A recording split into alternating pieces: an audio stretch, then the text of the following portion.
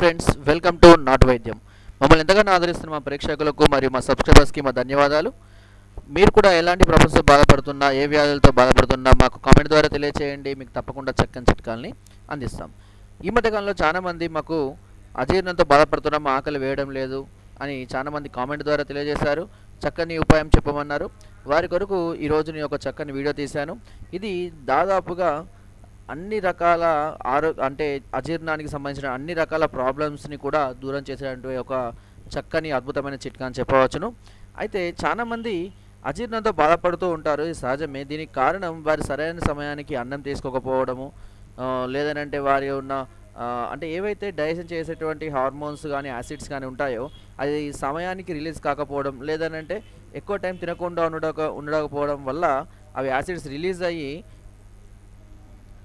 అలాగే ఉంటే కొన్ని రోజులకు ఆకలి కావడం కూడా మానివేస్తుంది. అది చాలా రకాలైన హెల్త్ ప్రాబ్లమ్స్కి దారితీస్తుంది. అయితే వీటన్నిటికీ పరిష్కారం చెప్తూ ఈరోజు మనం ఒక చక్కని చిట్కా గురించి తెలుసుకుందాం. అదేంటంటే ఇది చిత్రమూలం.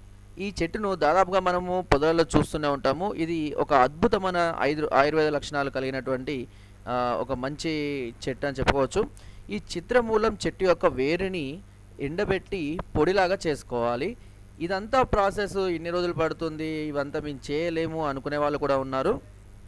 అయితే ఈ నాటు వైద్యం యొక్క ఉద్దేశం ఏంటంటే మనకు దగ్గరలో ఉన్న వాటితోటి మాత్రమే మనము చిట్కాలను తయారు చేసుకోవాలి. అందుకొరకే మీరు ఆయుర్వేదిక్ షాపులలో కనుక అడిగితే చిత్రమూలం చూర్ణం అని దొరుకుతుంది. దాదాపుగా 70 నుంచి 80 రూపాయల వాల్యూ ఉంటుందండి. ఇది చాలా చీప్గానే ఉంటుంది. అంతేకాకుండా చాలా ఎఫెక్టివ్గా కూడా పనిచేస్తుంది. ఈ చిత్రమూలం చూర్ణంని కొద్దిగా తీసుకోండి. దానితోటి సైంధవ లవణం, ఇది ఉప్పు జాతికి చెందినది. సైంధవ లవణం అనేది కూడా మనకు మార్కెట్లో దొరుకుతుంది. ఈ సైంధవ లవణంని కూడా అంటే అన్ని సమభాగాలు, అంటే ఒక 50 గ్రాములు కానీ 100 గ్రాములు కానీ అన్ని సమభాగాలుగా తీసుకోండి.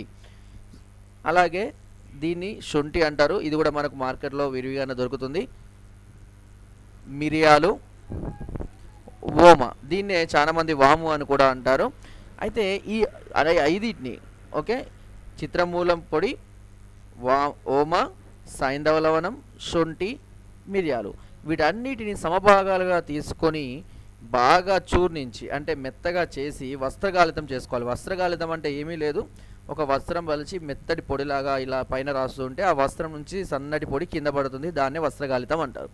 పొడిలాగా చేసుకొని దీన్ని రోజుకు ఒక పావులెత్తు అంటే ఒక అరస్పూన్కు రోజు ఒక అరస్పూన్ అంత తీసుకొని పుల్లని ఆవు మజ్జిగ అంటే తెలుసుగా మనకు, ఆవు పాలతో చేసినటువంటి ఆ మజ్జిగలో కలుపుకొని కనుక రోజుకు 2 పూటలా తాగుతున్నట్లయితే అమితమైనటువంటి జీర్ణశక్తి కలగడమే కాకుండా విపరీతమైనటువంటి ఆకలి పుడుతుంది. కడుపులో ఎలాంటి ఆరోగ్య సమస్యలతో అంటే మలబద్ధకం కానివ్వనండి, లేదనంటే గ్యాస్ ట్రబుల్, కొంతమంది గ్యాస్ ట్రబుల్తో కూడా ఇబ్బంది పడుతుంటారు. ఇలాంటి అన్ని రకాల సమస్యలు కూడా పూర్తిగా తీరిపోతాయి. సో ఫ్రెండ్స్, నా వీడియో కనుక మీకు నచ్చినట్టయితే ఒక లైక్, ఒక షేర్ చేయండి. మరిన్ని వీడియోస్ కోసం సబ్స్క్రైబ్ చేయడం మాత్రం మర్చిపోకండి. Thank you.